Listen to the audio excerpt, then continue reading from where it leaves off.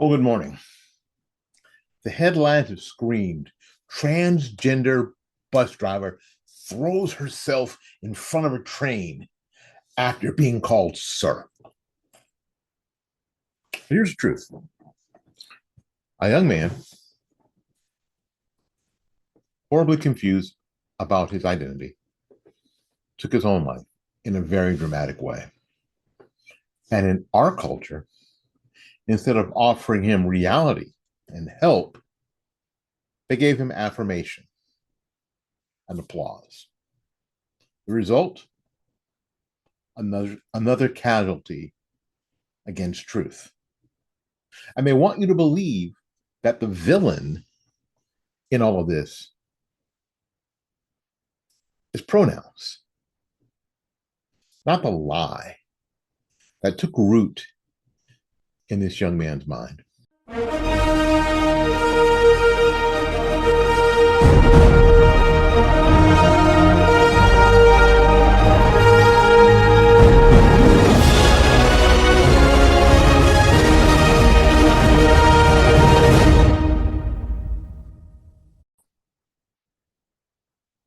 This man, a 27-year-old Chicago Transit Authority bus driver, stepped in front of a blue line train in full uniform just before his morning shift.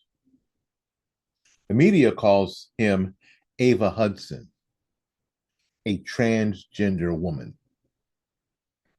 But biology calls him a man. And every cell in his body agrees. He'd only been on the job a few months. According to reports, passengers and coworkers often called him sir. Why? Because reality is stubborn. And the human perception is not easily fooled. You can change your clothes, you can grow your hair, you can put on the makeup, but you can't fool every set of eyes every time. The media coverage, of course, was predictable. The Chicago Sun-Times and others turned this into a morality tale about misgendering and societal cruelty. They carefully avoided the real conversations, what was happening in his mind, and why no one in authority ever challenged the delusion that was killing him. This is where we need to be brutally honest. We live in a culture where telling the truth about gender is treated as violence, and lying about gender is treated somehow as compassion. That's it. It's insane.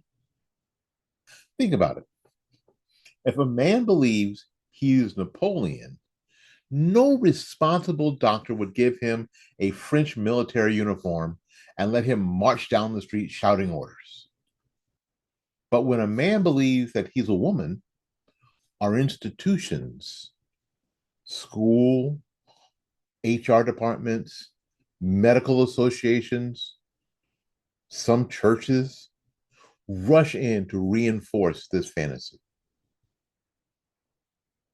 And it's not just passive affirmation, it's forced or enforced participations.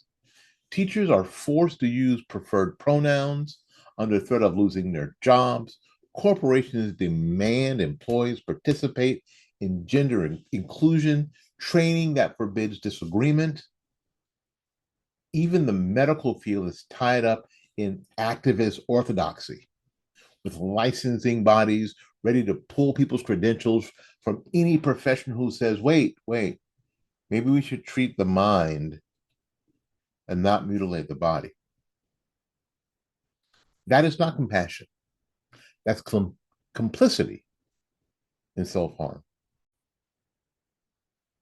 Now, we are told all of this is about saving lives, that without affirmation, transgender people will kill themselves. But here is the ugly truth. The suicide rate for transgender identifying people remains sky high, even in the most affirming environments.